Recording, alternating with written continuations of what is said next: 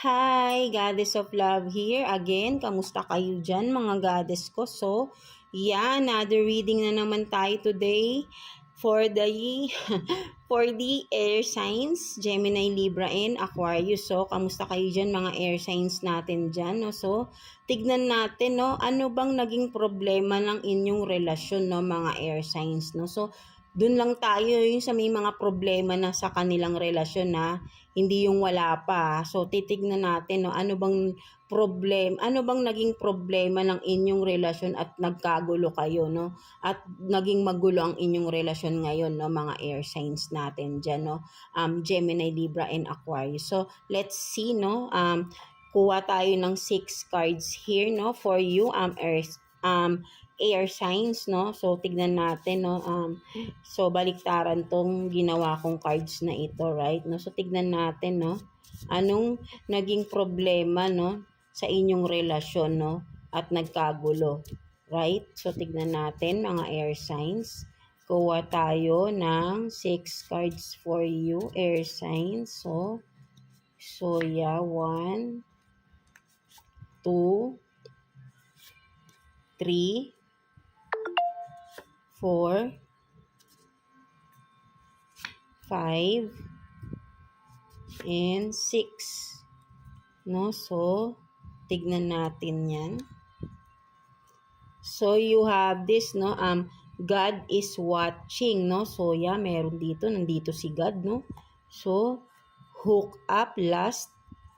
So talagang iisa lang yung nagiging problema talaga mostly no sa relasyon no is yung panloloko talaga no. So you have this no narcissist, abusive no. Isa pa to no sa patong narcissist na to no. So what else?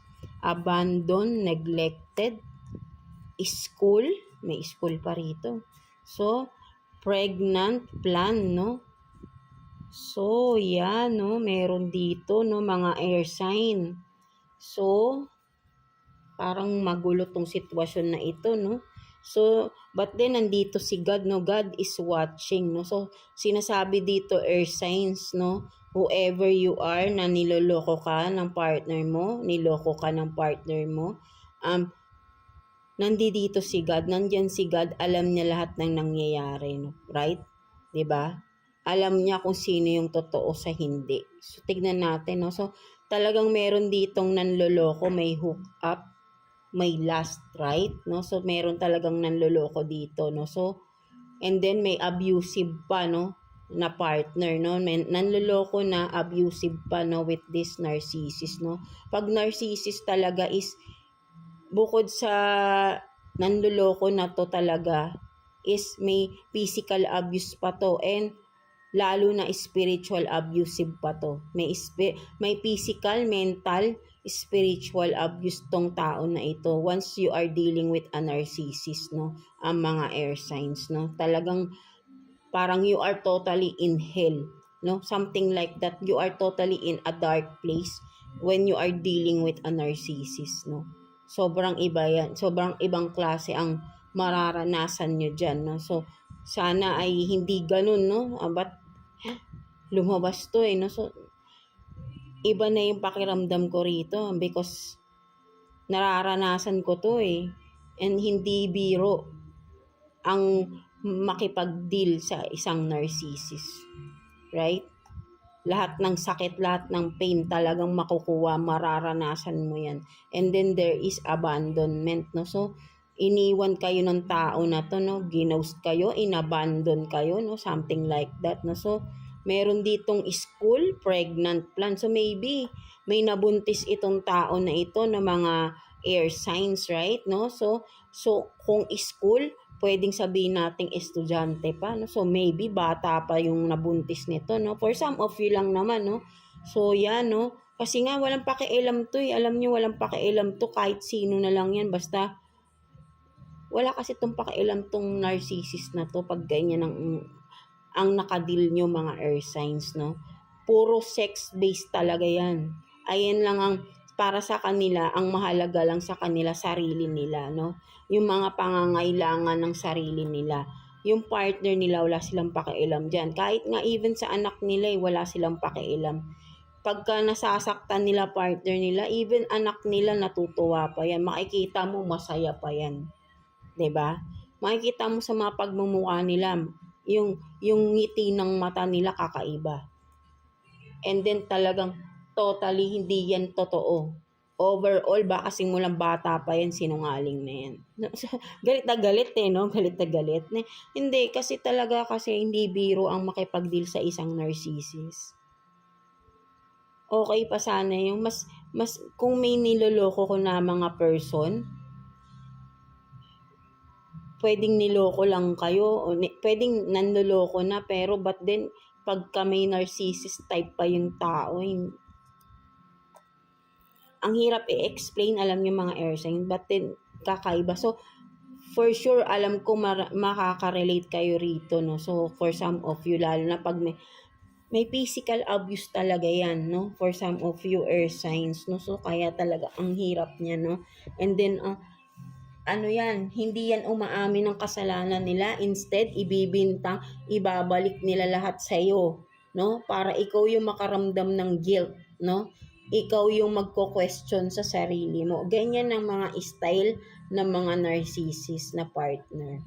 Right? Lalo na, pero once na na-discover mo na yung totoo sa kanila, natanggal mo na yung maskara nila, lalong nagiging worst yan kasi kumbaga na-reveal na sila eh.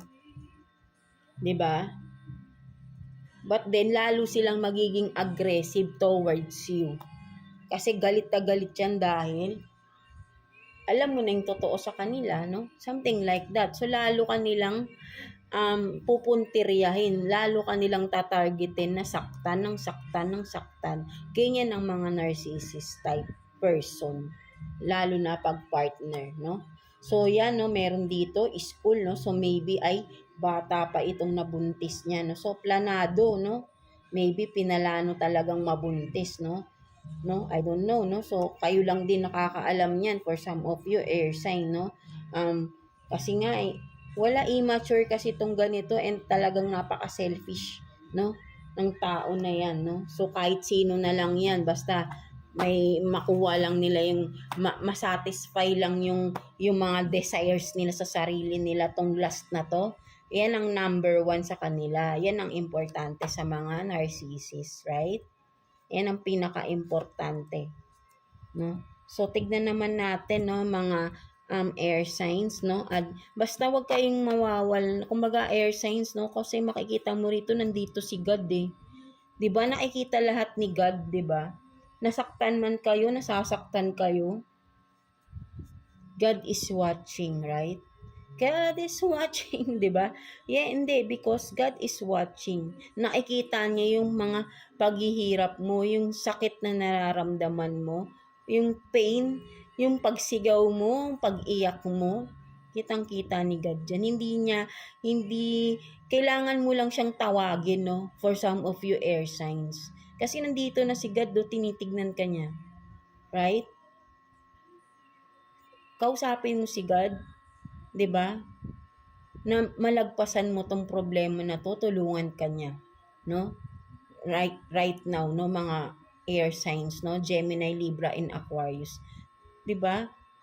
Nandiyan si God sa iyo, nakatingin siya sa iyo ngayon, 'di ba? God is watching right now sa iyo, no? Nakatingin ka dito sa akin, dito sa ating video, nakikita mo, nandiyan si God sa iyo.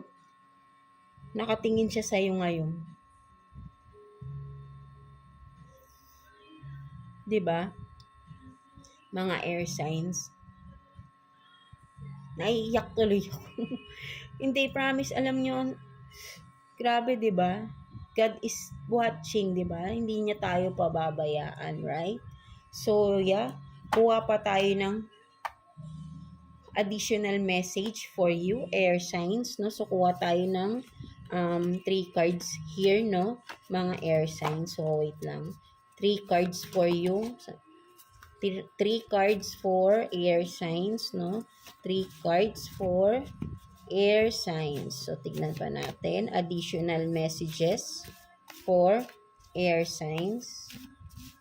Additional messages for air signs. So, 3 cards. 1, 2, and 3. So, tignan natin yan.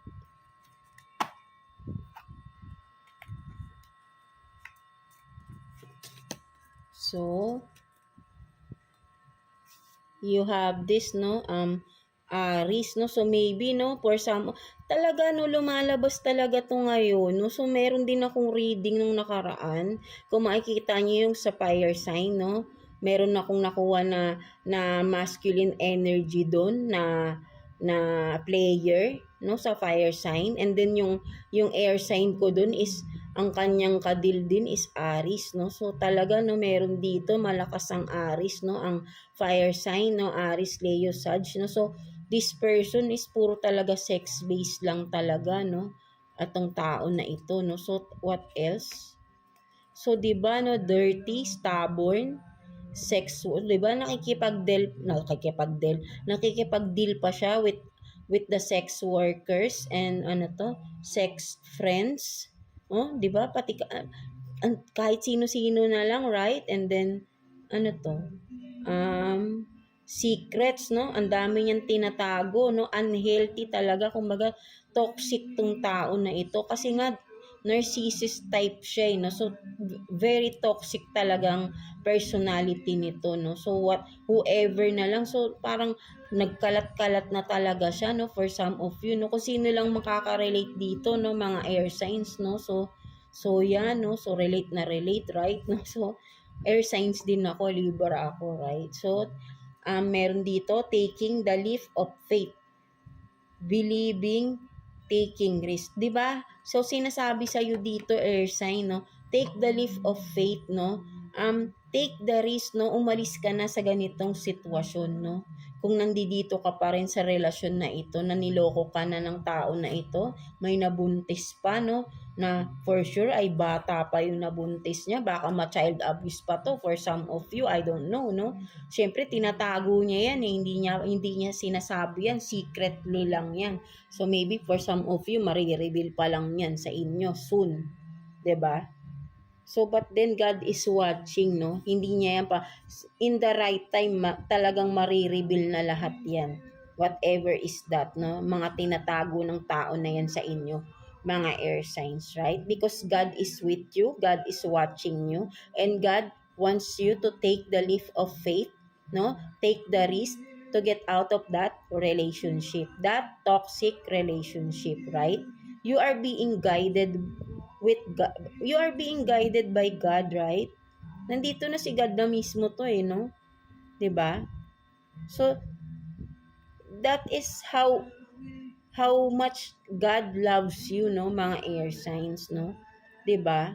So you have to believe in yourself, believe in your in of course in God, right? Have faith, 'di ba, mga air signs? So talagang eto na, sinasabi na si God na mismo yung lumabas. Umalis na kayo habang hindi pa kayo totally nasasaktan ng mahirap na, baka magkaroon pa ng ibang klase kasi nambubugbog talaga yan, right? So you have to take care of yourself and protect yourself, right? 'Di ba? Ikaw mismo lang din ang makakaprotekta sa sarili mo.